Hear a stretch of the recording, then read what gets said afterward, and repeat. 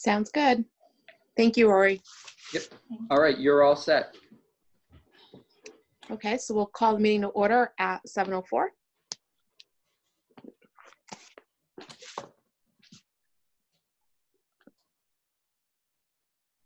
right, we'll do the pledge.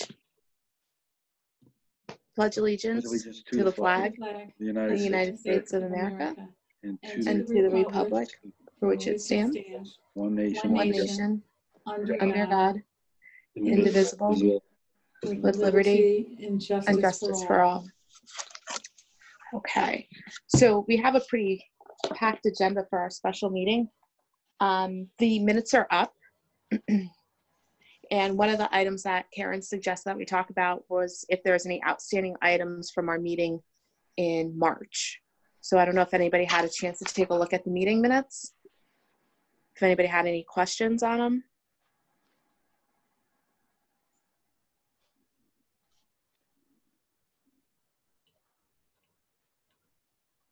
No, I mean, the only thing that I wasn't there, so I'll abstain to voting on the minutes. This is Mike Marcinek. But, you know, the question to me was, why are we still struggling with not seeing Sheila O'Malley as our EDC director? And we're losing valuable time. You know, we're now into May.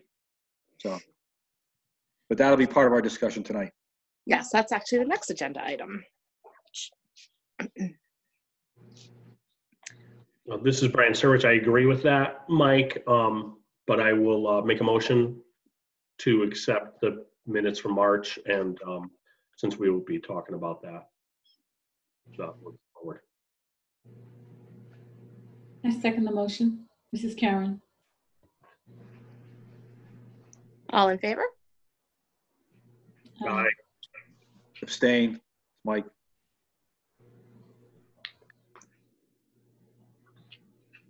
I'm scribbling. I'm taking notes on it, so bear with me. There's a bit of a delay. Discussion.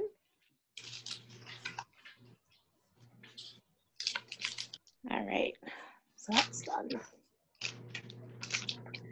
All right, so the first selectman had a meeting last week or maybe 2 weeks ago, and there's some discussion with the first selectman about what exactly is our plan that we would have Sheila come in and do. So I thought that the strategic plan was something that we would be able to use as a template for Sheila when she came in, and that was something that we put in the letter that we had sent. However, they're looking for a little bit more clarity on it. And Mike, I'm sorry, I lied. Rob Van Eggen sent a email out this morning that Mike responded to, and I forwarded that to everybody today. Did everybody get a chance to read it? Yes. Mike, Yep. this is Brian Surwich. I did. Christine, I don't mean to interrupt, but I think Roxanne is she's not a Oh, we have to seat her. full-time. Can we seat her for the meeting so she can have voting rights? Please? Sure. Make a motion to seat Roxanne as an alternate. I'll second. Yeah, this is Mike. Brian. Okay. Thank you. Thank you, Brian.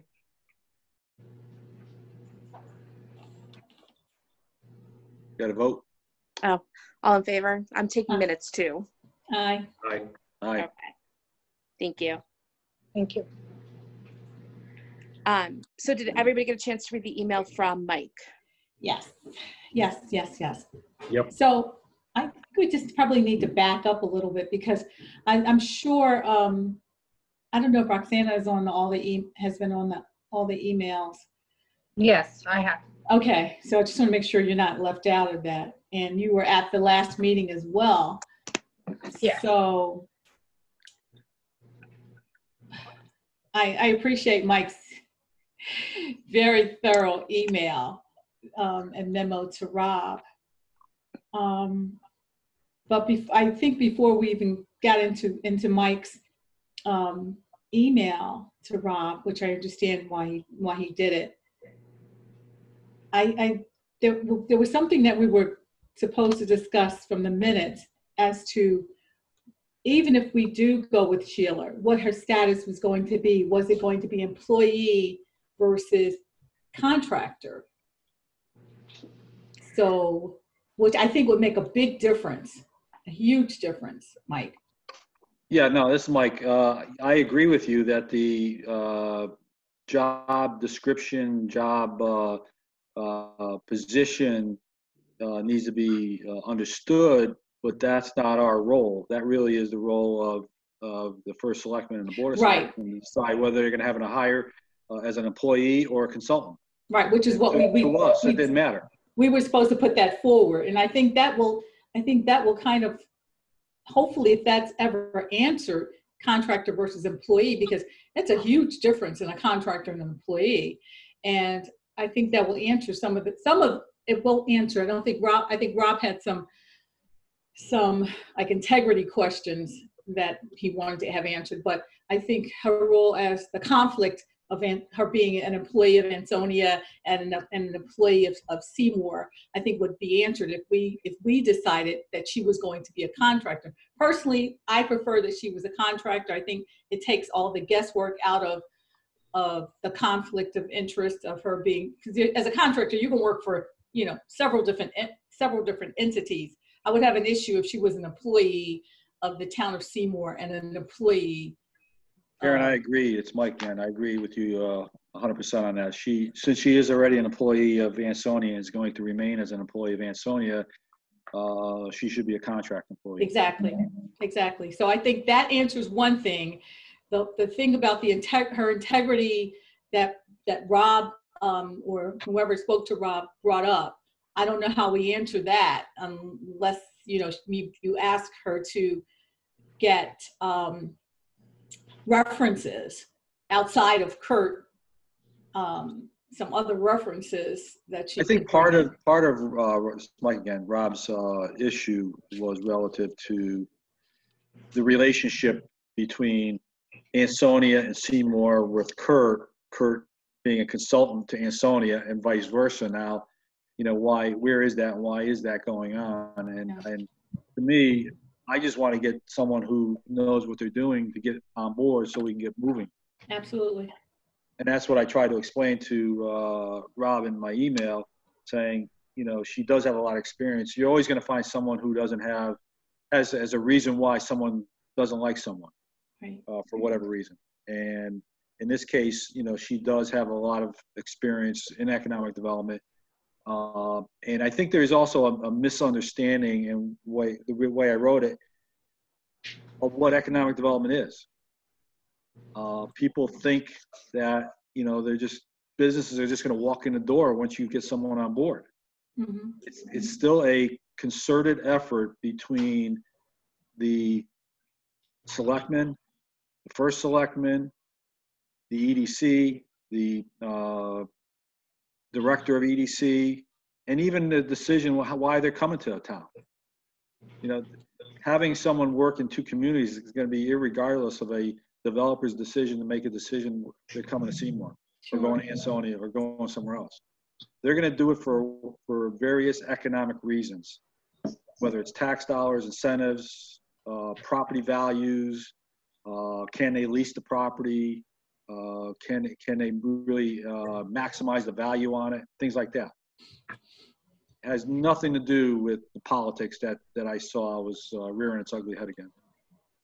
So this is Karen again. So I think we're all in agreement that we prefer that she be a contractor, and that we don't really see any conflicts at this point if she's a contractor working for the town of Seymour. This is Brian. I agree with that, Mike and Karen. But as a contractor, I don't want the EDC to just give her $5,000 a month without seeing measurable results. Yeah. I mean, just to be I don't want to pay $5,000 a month for a title. I want to pay $5,000 a month for results, and I'm sure each and every one of us want to do that as well. So Sadie was supposed to be was a contractor, and we had things in place already with her. This is how much she gets paid per hour. this is how many days a week she's supposed to work, this is how many or hours, this is how many days she's supposed to be on premises, blah, blah, blah. And I think the same thing would apply with Sheila as well. And it wouldn't be a blind, okay, you're our EDC director, see you later, go make things happen. I think the same thing would be, it would be the same thing with Sheila. I'm anxious to get move on with it too. I'm serious. It's been a while. This is Roxanne. I do have a question. How many hours a month are we talking about? So it's Chris.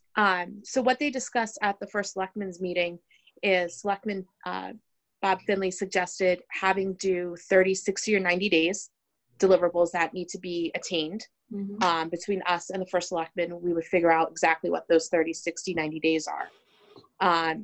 And then there was talk about the conflict with Ansonia and Kurt's relationship and Sheila with us. So there was talk about deputizing Selectman Dragonis and the town attorney as Sheila's direct report. And they would be the ones that would be negotiating pay, hours, and that portion of her contract. And I thought that we were bringing her in as a contractor. I didn't think we were bringing her in as an employee. Right. So, Christine, it's Mike again. Having them as direct reports or just negotiation of the agreement? I think the direct report really should go to EDC. I think it was more along the lines, it's Chris, I think it's more along the lines of doing the negotiation part of the contract. So we need I to can control the process of what she does. Yes. Right. I can double check and send an email. I can tell you that on the first selectmen's meeting, it was at like the 45, 47 minute mark from 2 weeks ago. If anybody wants to listen back to it, and that's where they talked about deputizing Anne Marie. I forgot the town attorney's name.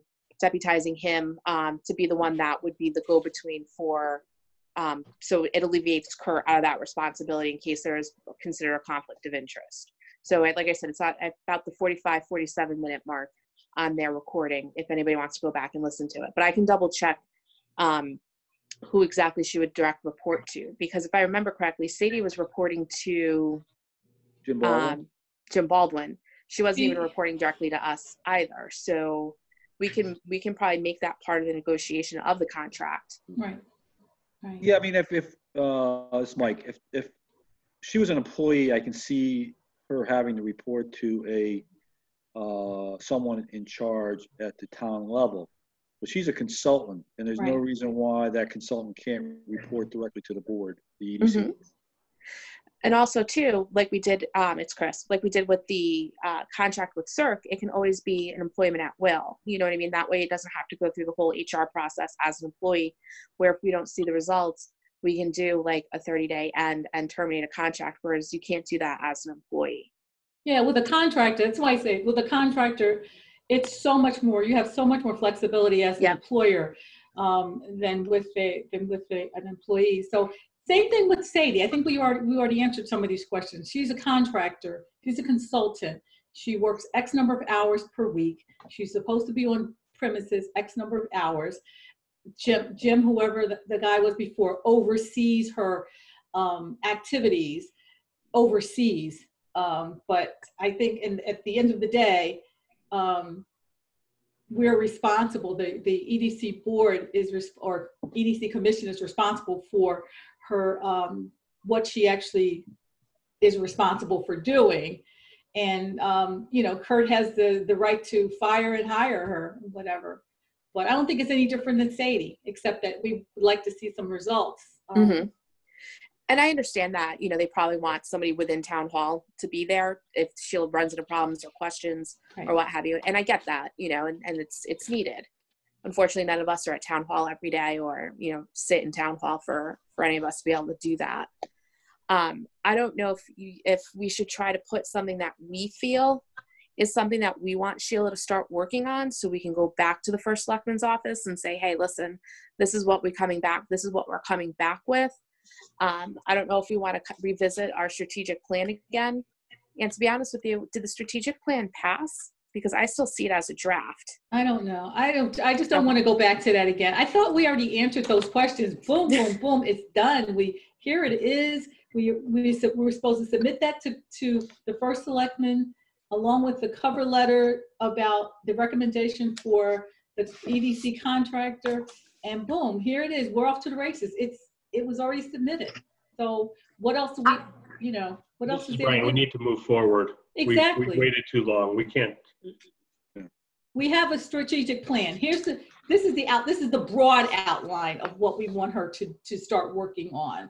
We can get down to the nitty gritty later on, but we have a broad outline and it's numbered 1, 2, 3. Yeah, this is Mike. The strategic plan is a 1, 2, 3, 4, 5 year process. Yeah.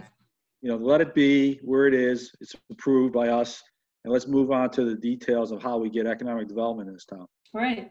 We need her to move forward with helping us get grants or set up a team to start preparing grant writing. As a professional, move forward with this. I'm sorry, Brian. As a professional, she should know. Taking the strategic plan, she should know. She should be able to look at it and say, "Hey, these are my recommendations, guys." She's the professional. She's done this before. She should be able to take it and start working with it. This is Roxanna. So is that something she should be giving us, what she plans to do through 2020? With the strategic plan, she needs to take that and say, these are the things that I can hit. This is the low hanging fruit and blah, blah, blah. These are the things that I think I can hit. We also need something to measure her by. So if she can provide us detailed information on what she plans to do in the year 2020, let's say she comes on, just assume June 1st, and what she plans on doing through the year 2020, and then we can measure her on that. Exactly. It's not rocket science. We just need to pull the trigger on this. This is Karen again. We just need to pull the trigger on this. We already have the strategic plan. Here it is. Hire the woman as a contractor, have her come in and say, okay, these are the things I can hit like right away, bop, bop, bop. We say yay or nay, and we're off to the races. But I have to say, this is Roxanna, that email from Robert Van Egan was a little alarming. So I don't know if that's something that needs to be looked at before we go any further, unless we're just going to choose to ignore the email. Well, I'm sorry. Go ahead, was Karen. that official, Mike? It wasn't submitted to the EDC board, to the EDC commission? Well, I disagree. I think, it wasn't. It was supposed to go to the EDC board. This is Mike.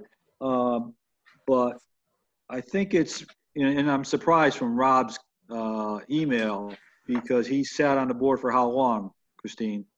2 years? A couple years. Yeah. But there was also, and again, it's politics were rearing its ugly head. It was Chris and Rob against the Democrats against the Republicans. And it was all about the relationship between Ansonia, Seymour, Kurt, and Sheila. And I'm beyond that. I want to get economic development going in this town. I mean, you saw in my email, it's been a year plus, and we have done nothing for economic development. And we haven't moved anything in a direction that can create something. And this is a critical, this is Karen, this is a critical time. I haven't been in downtown Seymour because I've been stuck in the house because of the virus. I haven't seen what's open downtown. I have no idea if any stores, any of the smaller businesses are closed permanently or not. This is a very critical time. When we left, we had tea with Tracy, who was trying to open up something in Oxford.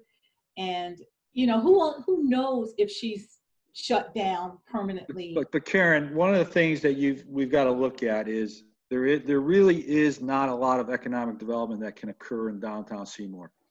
You're landlocked. You don't have a lot of room to expand. You can't put something in there. We've got to look at other opportunities and maximizing values. And we have nobody that's doing that right now. Right. And nobody's identifying what properties we got to look at to create economic development. And the long-term issue is, whatever we're doing today in 2020, you're not going to see the tax effects until 2023, 24, 25, maybe later because of tax incentives. You know, if you got a developer coming in and he's looking to get abatements on his taxes, and he doesn't want to pay taxes for 7 years, you know, they're gonna do that. You know, just like the selectmen gave, you know, what's our friend up in the industrial park, 7-year abatement on the new building he put up for Thule. Mhm. So it's a long-term investment that we've got to look at, and how we face it and how we react to it, and look at what opportunities that we can, you know, turn around and get quicker. You know, that's one of the things that I try to point out to a lot of people in that email, that things that we can turn around rather quickly, we're not focused on. Neither is the town. You know, Tri-Town Plaza has been that mess for 20 plus years. Yeah.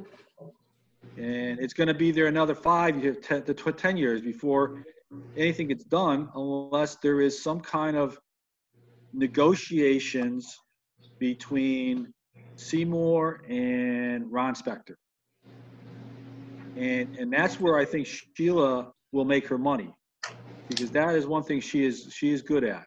She can look at a situation and decide how to really maximize that value. You know, I've heard stories from Ron, and I've talked to Ron. You know, he thought he had a big warehousing operation that he was going to put in there. All right, that's good. $10 million, you can put a building in there, big deal. You know, that's not going to create that much tax dollars. It's going to look like a mess still in there.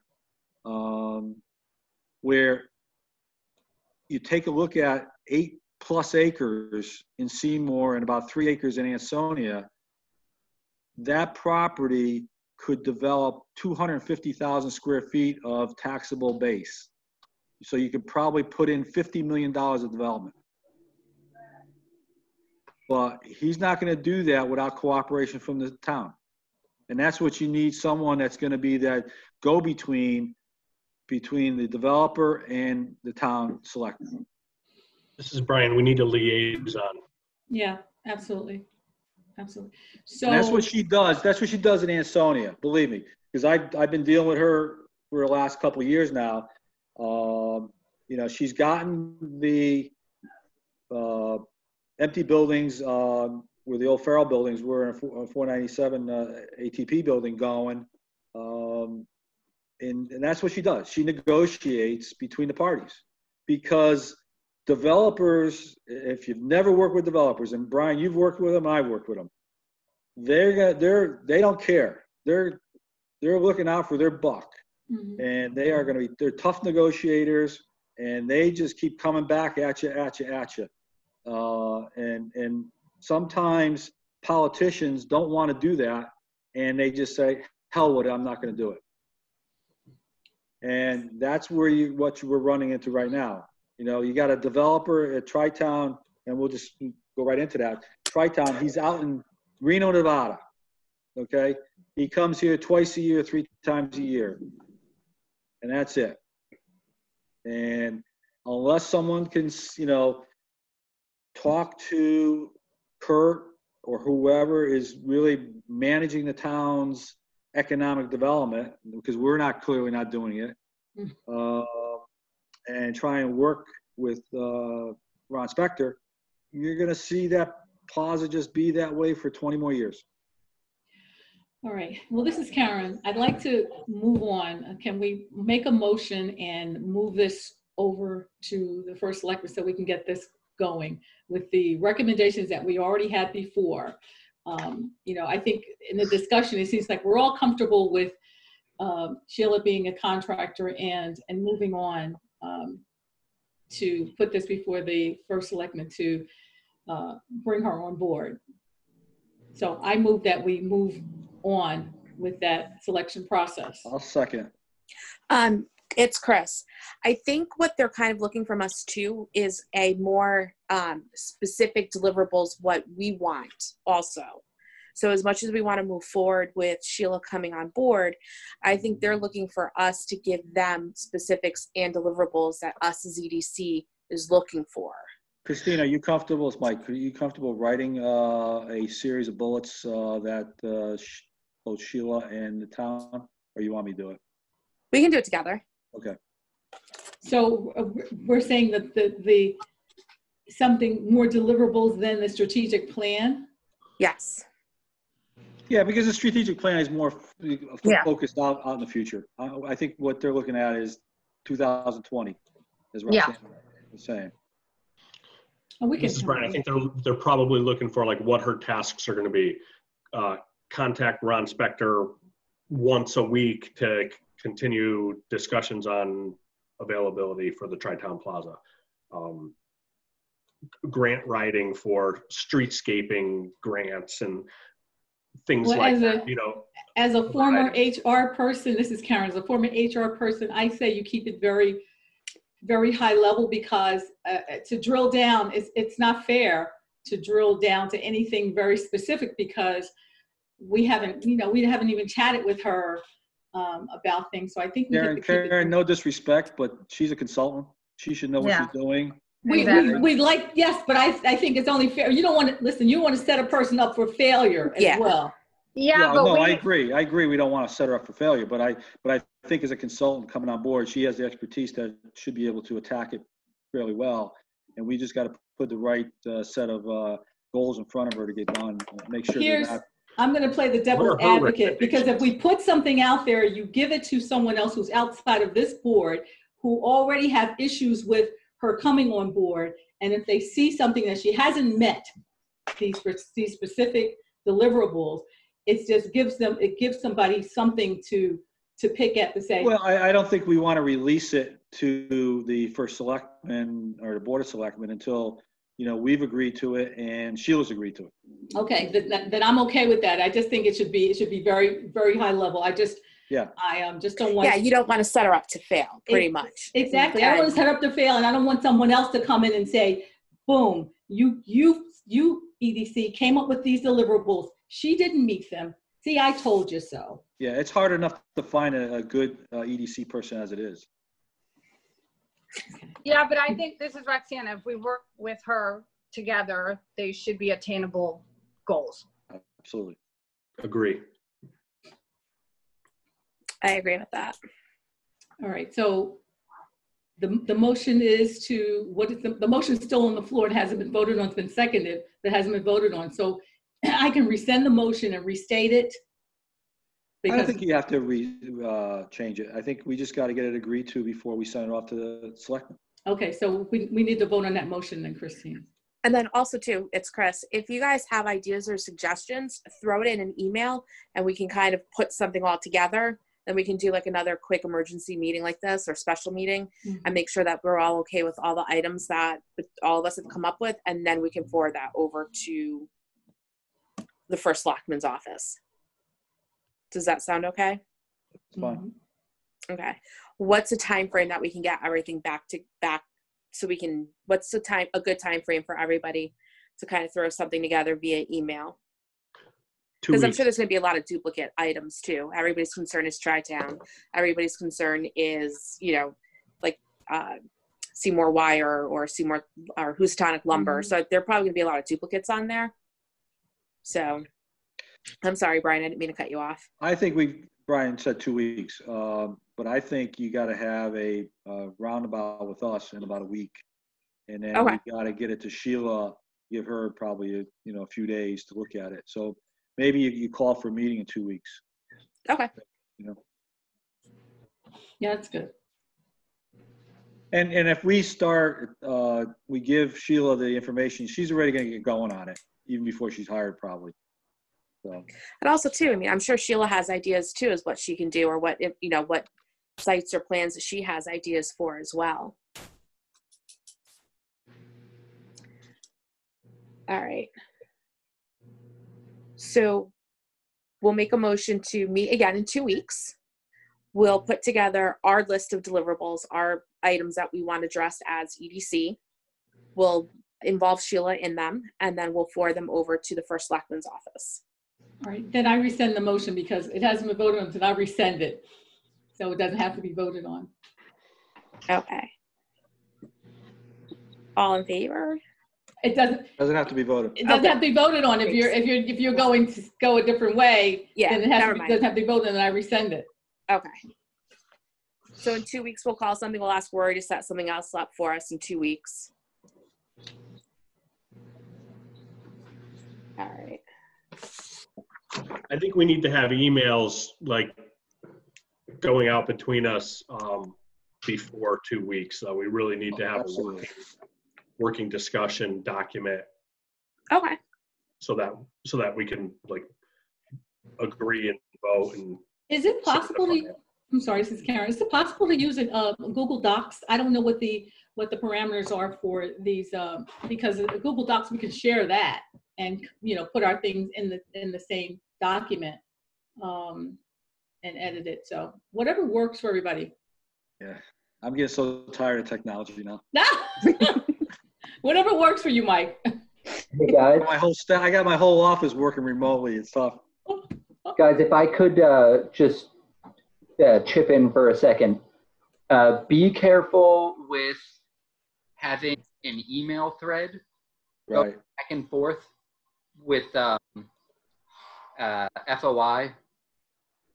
Yeah, that's what I was asking about, Rory. Is it, with the Google Docs, is that outside of the parameters or something like that? So the way we typically do it, if someone takes a crack at it, right? If you're whatever type of document, if it's a letter, somebody writes a draft of a letter, and then each person can go in and make comments on it. The letter eventually is part of the public record when you issue it to the selectmen or whatever. Mm-hmm. It's just when there's back and forth communication into issues with FOI, but in terms of editing a document, it's not a concern. Okay. All right.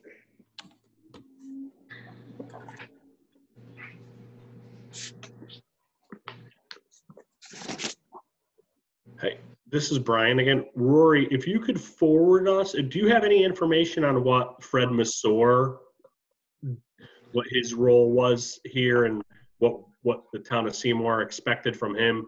Something that we could use to, move this document forward.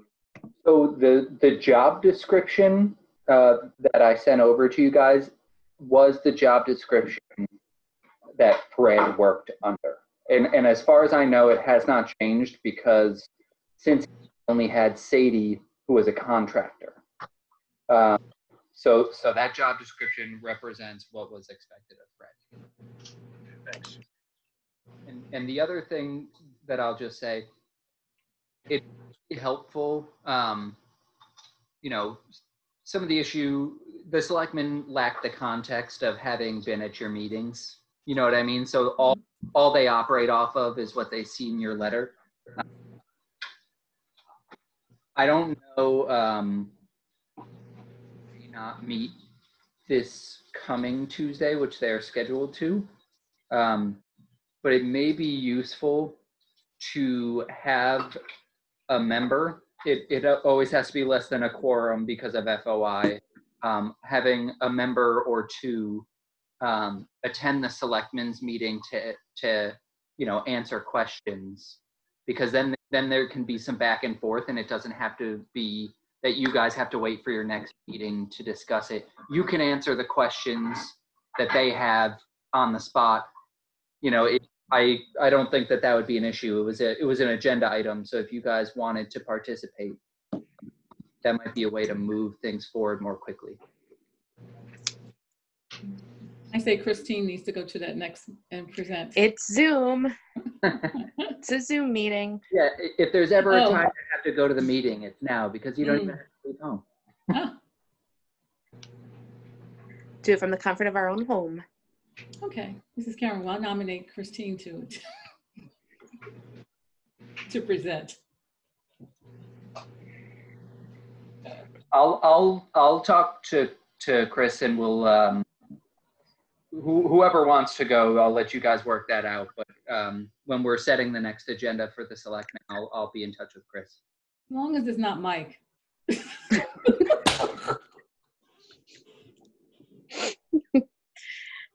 Thank you, Rory. Thanks, Roy. All right. The next item is number 5, the available land that we don't know about. And this was a Mike item. This is Mike. You know, there are pieces of property around town that, you know, possibly could be developed, but I don't think anybody's done a comprehensive plan of where, what it is, who owns it. So we can take a hard look at how do we piece it, how do we possibly rezone it. You know, property now is very, well, as Brian understands, the only property that's left is either contaminated or very difficult to build on. Okay, so you don't have, you know, parcels of land like the Seymour Industrial Park. You know, when my father was a selectman, you know, they pushed that through and they got it through because it was the old town dump up there and there was plenty of property. You know, there's no parcels like that. So the only thing that's big, that's undeveloped is really Haynes's property, which he's gonna take that rock out of there anyway eventually. But that could be 10 years out. But how do you recapture all that? That should be part of a long-term plan of economic development. Short term, we got to understand, okay, we've got a community center there's a desire to put a new community center in. So that's a potential piece of property over there. Maybe, I would say maybe 3 acres, something like that, with a building. Is, you know, what can you do with the building? Can you sell it like you did on La Presti School and turn it into apartments? I don't know. You take a look at it. There is some property on Roosevelt Drive, maybe up in the hills. That's very difficult. There's property on the Oxford Seymour line. That's all part of the hill swamps. That's residential, I think it is zoned. After that, there's not a lot, you know, and so where do we go to really look at economic development? The only other last parcel I think would be the property behind Derby Avenue. So just down north of Tri-Town Plaza. Mm. You have Howard Einquist, Cars on Location, who I think he's got 9 acres back there. Most of it up the hill on Bungay, but it's going to be dirty. He's got all those cars leaking oil over there. Okay. You know, and he wants to put a building over there. You know, and you also have the Seymour Auto, I think, space over there behind it. Same thing. But we've got to have that list in front of us all the time, looking at it, and how do we maximize value? As I said about Tri-Town, you know, that would be a tremendous mixed-use environment there, putting retail below, residential above, and you can put in 250,000 square feet of buildings. It's already zoned for that purpose. You've already got sewer water on site adjacent to the highway. And you can really maximize that value pretty quickly. But it's got to be worked, you know, and it's got to be negotiated, you know, between the town and the developer to figure out how to do that. Can we get grant money? Can, you know, someone like Sheila grab is there grant money? But what are you using the grant money for? I don't know, in that property. Mm-hmm. I mean, on the Cars on Location, I can see you're getting grant money for environmental cleanup. You know, the community center, existing one, you're going to need grant money to clean up the asbestos in that building. That building is filthy. It's probably got PCBs in the caulking on the windows as well, right, Brian? Probably. So, you know, that's not going to be a cheap endeavor. You know, so those are the things, the pros and cons of each one of these sites. We need to have that information in front of us so that we can help, you know, try and decide how we want to go about economic development. This is Brian. I agree with Mike. We need a land inventory, and then at some point, maybe move forward and develop a land bank with the town, so that the town has ability and funds to clean up properties through grants and whatnot, and then be able to make them more appealing to developers or whoever, or manufacturing companies or Right, something. it's Mike again. And one of the things that to add to that is we need to get some money in our budget on an annual basis for economic development. Whether it's helping a developer clean up a site, whether it's helping a developer with infrastructure, grounding down, sewer lines, water lines, et cetera, or just buying property, I mean, for example, up by the industrial park, I think there's 3 or 4 or 5 houses right on that street, Main Street. They probably are generating, each one of those houses, $20,000 maybe in total taxes. But if you took that property and got it to a developer to put a commercial building on there that's worth $10 or $15 million, you get the higher tax base. But we're not doing any of that at all. We're just spinning our wheels here, and we've got to take advantage of it. Downtown is downtown. It's limited. It's locked in. The only thing you can do with downtown right now is decide how you want to treat the train station. The train station could bring economic development, but there's no parking. And, the most logical thing would be to take that train station, move it over to Stop and Shop Haynes property over there, where you can put parking, and really it's still within walking distance of downtown. But now the walking distance also gets a little bit more valuable to the Housatonic Wire site, and going up down that road with Beacon Falls. So that the Haynes property will become even more valuable.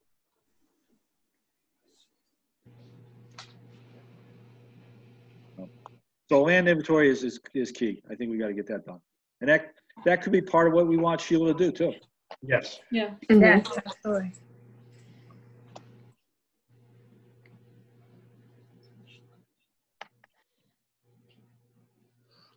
This is Roxana. With that, do we even know, do we have numbers how used that train station is? Like how much traffic we get through there?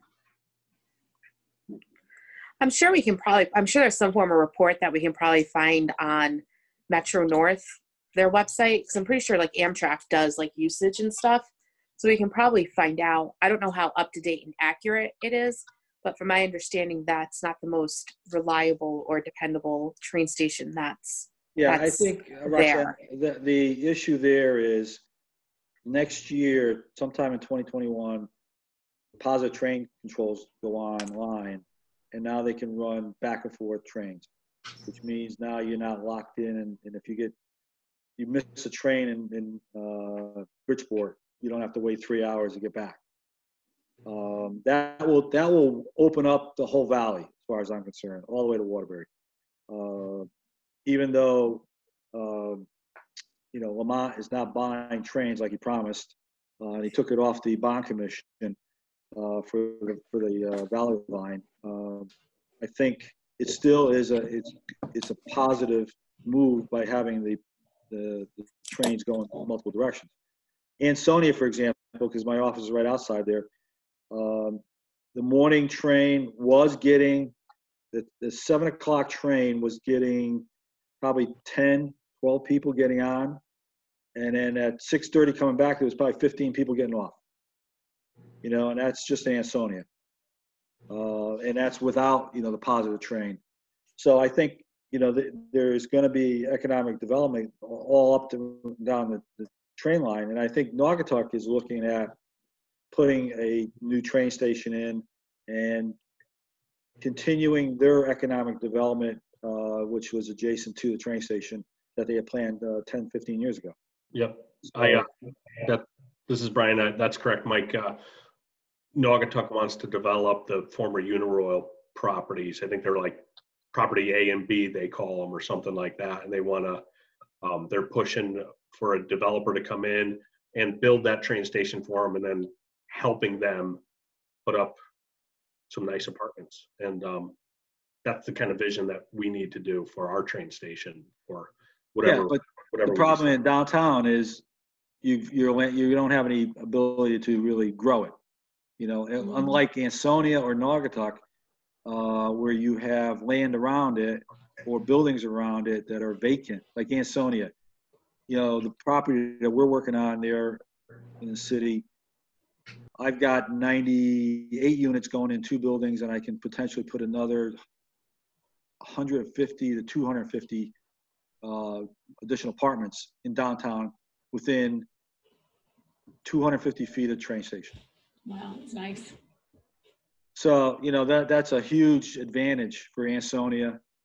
And Naugatuck has, I think they have like about 4 acres and a 300,000 square foot building that can be converted to housing. So Seymour doesn't have that. They don't have the luxury, but they moved it to the Haynes property just outside there by Stop and Shop and let, you know, Haynes knock that mountain down. That could be a huge residential development. And that may, you know, by doing the train station also could look at the Housatonic Water site and say, is that a different value for that going forward? You know, do we want to look at a storage facility there? So I'm hoping for a beer garden or something there over the river personally. hey, I try to get somebody in there to do that, but you know, it's tough. Yeah. The waterfalls are nice, you know, they really are. So, all right. So we can add that onto like one of our deliverables that we can give to Sheila to do a land bank inventory. Tri-Town. How do we get Tri-Town started? Well, that's an interesting concept there, because I think Ron Spector he took a big hit like a lot of developers did in this last bottoming out of the stock market. However, he's still willing to look at a long-term investment there, and I think he's looking at it as a mixed use as the most logical thing. But he wants to have the community center adjacent to the property to give him ancillary facilities that he doesn't have to pay for. So, for example, there is property that's adjacent, the Galuzzi property, Anderson property, that's to the backside. The community center is looking. The new community center will be looking at 4 or 5 parcels. Gary Park, the existing community centers, tearing that building down, putting a new one there. Tri-Town, Haynes, and there's one other site I can't remember where it was. Anyway, my feeling is there a way to really sit down with someone like Ron and hard negotiate with him about him putting $50 million of investment into that Tri-Town Plaza if the city or town puts in the community center adjacent. But that's a discussion that Kurt needs to have, or someone else needs to have at the select level. Mm-hmm. Or someone like Sheila, who's going to be the intermediary between developers and them. So that's the key, I think, right now. Looking at the community center, the Tri-Town, I don't see him doing it without that. I don't know why he's got his mind set on that as being so important. I think just being a mixed-use facility with rentals above retail in that vicinity will do well. But that's my feeling. He's not out here. That's part of the problem. I'm also not sure if he owns the ground yet. I know he was trying to buy the ground leases okay? He owns the buildings, but leases the ground, and he leased them on a 99-year lease. So I think he's trying to buy the land out from underneath, and I think it's a family situation. I think that's part of the hang up there. But he's never been upfront and clear, so. But that would be one of the things I want, you know, Sheila to get started on some kind of negotiation.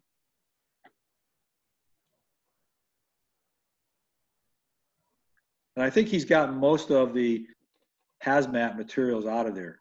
I think the Ames and the grocery store were loaded with asbestos. They're gone. The theater was built in the 80s, not in the 70s. So, and the last thing that's remaining, just so everybody knows, the theater has, I think, 3 years left. I don't even see that reopening, to be honest with you. Yeah, I'm Really? not sure. I'm not sure that thing's going to make it. Right. But he has still 3 years remaining on his lease, and the owner of the theater wants to get bought out, you know, and he wants pretty good money. That's what I think is holding part of it back. And the reason Ron Spector can't develop much on the property until he does that is because the theater owns parking rights for 650 cars, which is the whole parking lot. So those are some of the hangups there. But that is, to me, that is the closest property that we could have as economic development.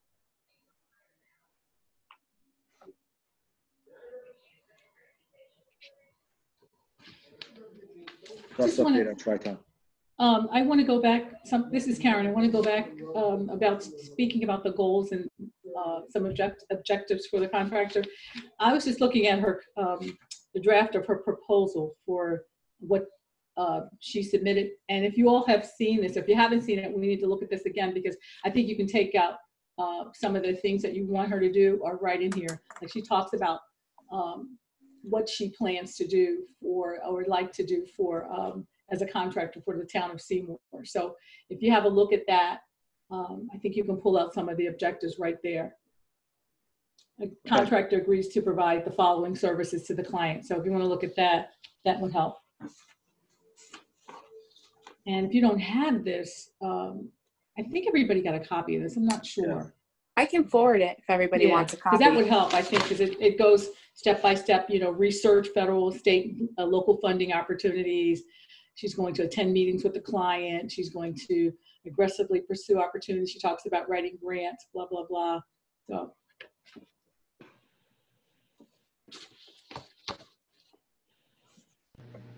All right. I haven't, this is Roxanne, I haven't seen that document, but I think it would be helpful if she talks about pursuing grants. What grants is she thinking about?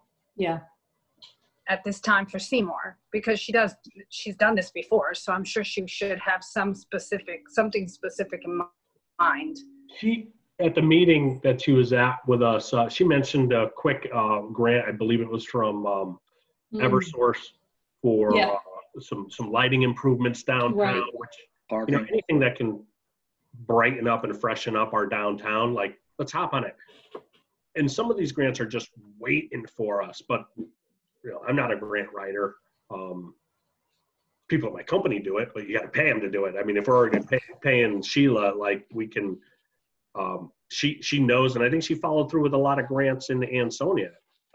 Yeah, she's got a lot of sidewalk and road repair grants and stuff like that. So yeah. Right. We need to make sure Roxana gets a copy of this. And I just sent it.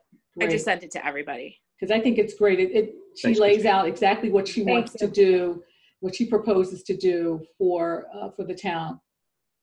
And I think it says it in the contract. It says that she's an independent contractor too. Right. With a 30-day termination with notice. So it's pretty much cut and dry in her contract.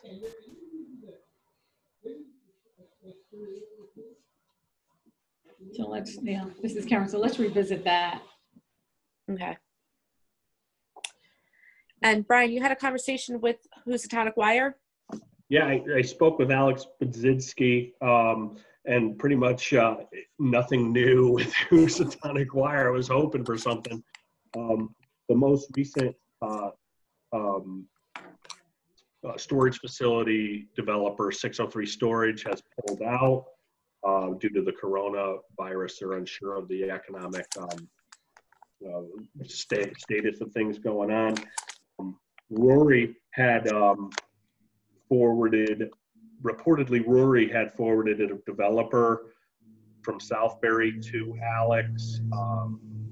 He is not, the developer didn't have enough money to pay for the property. Alex is looking for, I think he's looking for like 1.3 million on that. And the developer is looking to spend about 500,000 on a property. He's had some other discussions with a couple of storage facility people. So I believe that him and his partner, Harold Smith, also Harold's nickname is Red. I guess Red's an older man, but Step away for a developer second. for years. He paid for a study for a storage facility like consultant to come in, and the storage facility consultant rated the property as a B+ for storage facilities. So that's really how they're trying to push this thing. On a side note, I was told that Seymour Lumber was originally asking $900,000 for their property, and Mr. Koch has recently reduced that to $500,000. So not a lot of information. I just wanted to do a quick download for everyone. Doesn't seem like there's a lot of traction on those two properties, but if there is any traction, it seems like it's heading towards like storage facility development. And I don't think any of us here want to see something like that. Yeah, I mean, that's one of those things, Mike, one of those things that I've always talked about in terms of dollars, having money in the system for economic development. And, you know, when you look at what Housatonic wants at 1.3 and Seymour Lumber wanted, those numbers were just way out of context with the value of the property. You know, you got 1.3 and you got probably $500,000 worth of cleanup at the Housatonic Wire. So $2 million on that, you're throwing away the economics on the deal over there. In a storage facility, yeah, it's relatively cheap because all you do is cap that. You don't have to clean it really, and it's not going to be that much. I mean, the lumber site, Brian, what do you think? Half acre, maybe? It's less than an acre with a really tough curb front there. So I believe the access in and out is limited, and that's what developers are running away from. There's not enough there to do anything with, and access is just terrible. Yeah, I think the $900,000 number came about when Wendy's was looking at that site before they moved over to the other one. So that property is also very difficult to develop. And, you know, if you put them together, maybe, but then you still got to figure out how you're going to deal with both properties from a rental standpoint. That's part of the problem, is that no one's there working with these developer property owners to say, okay, how do we help you, you know, to move it, you know. And as Town of Seymour, if they had money, if you wanted to do something, let's say the community, that was the other site. You put the community center at the Housatonic Wire site. You take that by eminent domain, clean up the site, and you put a beautiful downtown community center right there. You know, You can and clean then up that Housatonic Wire property with nothing but grant money too. Yeah. And nothing comes out of the town's pocket. That's just EPA funded money. The problem with Housatonic Wire is Alex will not work. Alex is only going to work with the town if he benefits significantly from it. He wants full price. Oh, he may go to his grave with that, but so be it. You know, that's what's going to happen. It's going to go to an estate, and then Yeah. But see, when the town doesn't have any money or any pool of money to take advantage of opportunities, you're going to get storage facilities. How many are there now on Derby Avenue or Seymour Ave? There's two There's units two there, on right? Derby Avenue. Yeah. And isn't there one on 67? Well, there's one looking to go on 67. But I think isn't that Oxford? No, you know where the Heading towards Woodridge on the left. Webster On Bank? the other side. And I think there is one on down below going toward the industrial park. There's one there. Yep. So there's more, how many storage facilities do we need? Yeah. We don't have that many apartments in town that really dictate that. But, Yeah. so I think, having someone like Sheila on board, we can, utilize her to do, negotiations and really be upfront with someone like Alex. Because if Alex starts a conversation with Kurt, they're both going to get to a point where they don't want to really talk to each other. One wants a lot of money, the other one wants to do it for nothing. And if you get an intermediary in there, that someone like Sheila can say, hey, you come down a little bit, we'll get some grant money, yada, yada, yada, boom, boom. Maybe you get a deal. And that's what you need.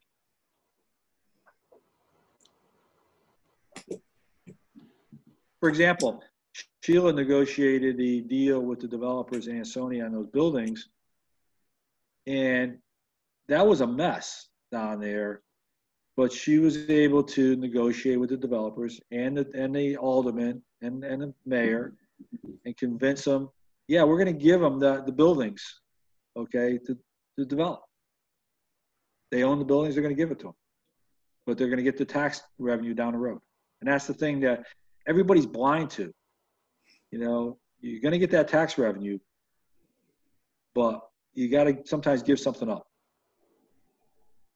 Yeah, and you may not get the tax revenue in a year or two, but you're looking at it long term. I mean, right.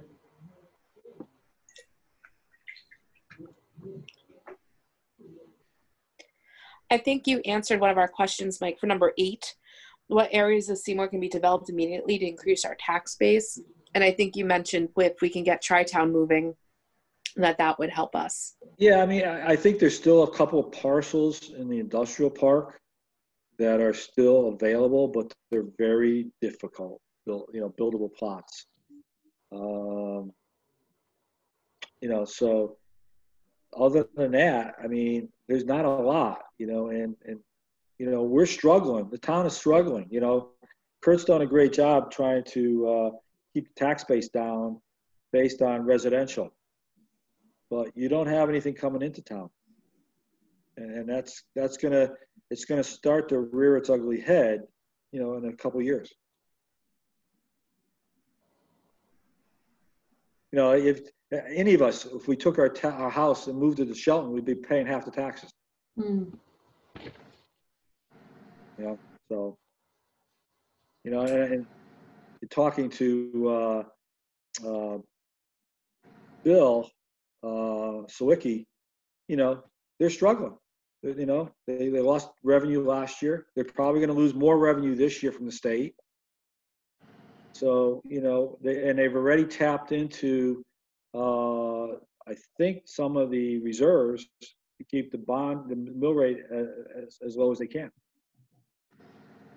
And the Haynes property, which is the biggest single parcel left, 200 plus acres, it's 10 years out. He's going to town right now on his quarry over on by the highway. But, I don't see him building anything in there for a while yet still, once he takes that mountain down. I know he owns all the way to the exit where Derby Avenue, the first exit of Derby Avenue. So that rock could all come down. But, my understanding from Tom Haynes is that's a piece of property that he's leaving for his kids to take down their future. So, it's going to be a long time before we see that developed. Well, this is Roxana. I mean, I think we should have us as economic development should have a 1-year plan, 5-year plan, maybe even a 10-year plan, and it changes. You know, we can change that as we go along, but we should definitely put stuff like that down on paper. Absolutely. You got to have all three. Short term, middle, long term.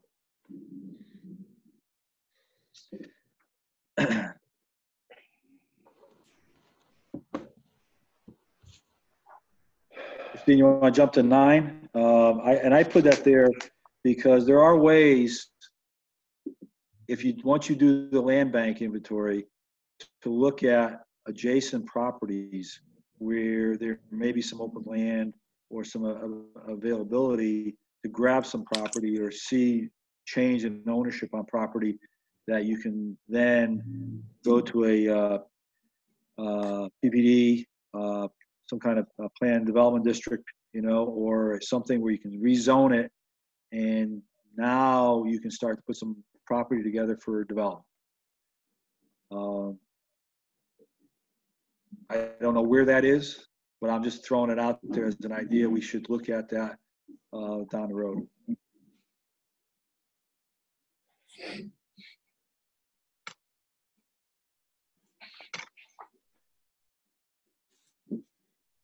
I know for a fact that, what property is left, as I said earlier, it's either contaminated rock on a hill or wetlands or fill. There's no clean land left. I got 2 development projects going on, 2 buildings we just designed. Both of them, the properties were filled. And they're either going to be some kind of, there's special foundations, either piles or mat foundations that are going to have to float on the wetlands. I mean, it's just incredible. There's nothing left to build.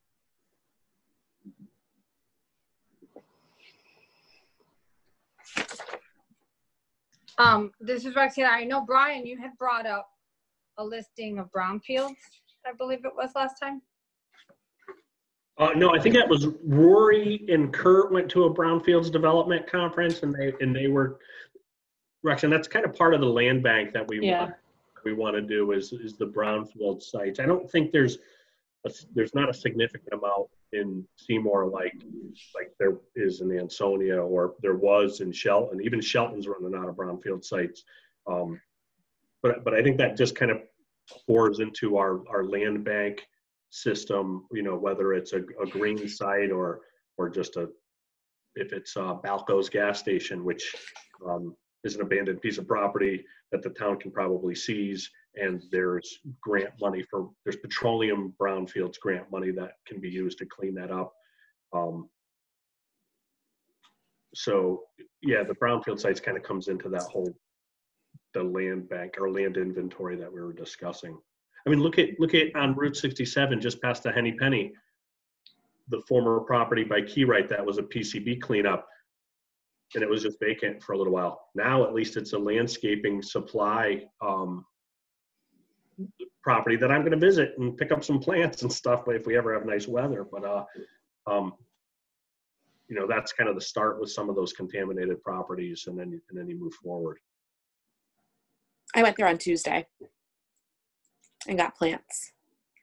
And I think as EDC, we should probably try to do something like a ribbon cutting or something, because I don't think there was anything for them. For who was that? I'm sorry. Roosters, it's called. It's on 67. It's right across the street from the entrance northbound of Route 8. And it's a nursery. Yep, right across from Webster Bank, just past the Henny Penny on the right. Yeah. And they haven't been open very long, right? No, probably not even a month, I don't think. I was going to say 2 months or so. Yeah. Whatever happened with that the virtual reality place? I think did that ever open? I think everything is on hold right now. Because that was another one I know we had brought up. Mm-hmm. You had brought up about doing something also. Yeah, I think everything right now is on hold because of what's going on. I think probably the only reason that Rooster's open is because it's outside. So, Okay. all right. I think we pretty much covered everything. The only thing we didn't, this is Karen, the only thing that, and I think I'll wait for Sheila to come on board to do this. It was that thing that Kurt provided to you, Christine, you know, for new businesses companies or ventures trying to do business in Seymour. I think I'll wait for Sheila to come and help with that. Okay. Does everybody know what Karen's talking about? It was an email that we forwarded out, I think for our last meeting, that went over, Sadie did it for Beacon Falls, Right. where it was a breakdown of what you need to do to open a new business in Seymour.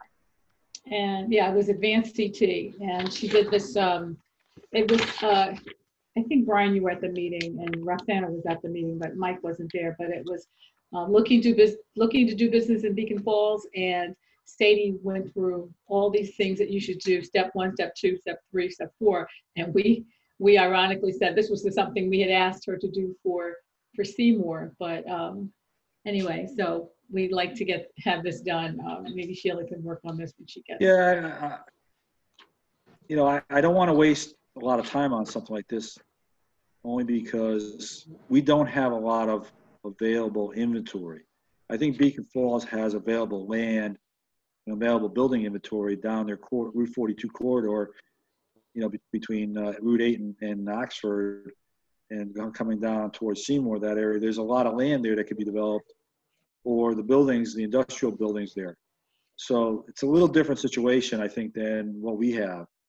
This is, let me back up, Mike. It's not, it's very generic. It's not, Yeah, it's I for remember any- it from the meeting. Yeah, it's It was very high level. simple. Yeah, very high level. Step 1, contact economic development.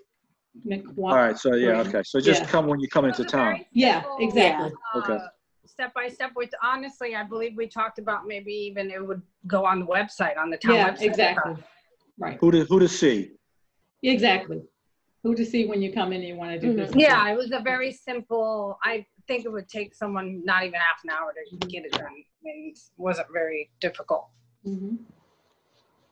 We can probably just swap out names ourselves on that.